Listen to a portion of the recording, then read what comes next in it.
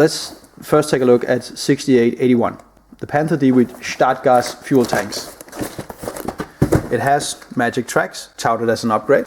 It has no metal barrel, but this glorious two-piece plastic barrel in 2021. It's the same with 6965, which is the Panzerbefehlswagen Panther, which is a command tank with Zimmerit, which is pretty cool. Dragon Zimmerit looks really good, I think.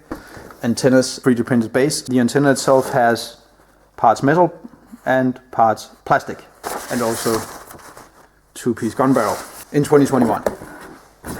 What about 6945 from 2020 with Zimmerit, side skirts made in plastic, with indicators made in plastic.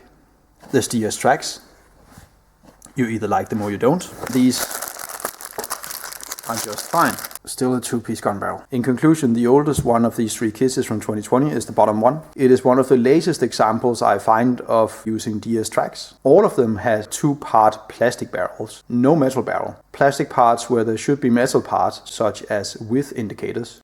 That's what you get in those. Perhaps be wary also of Panther Ds.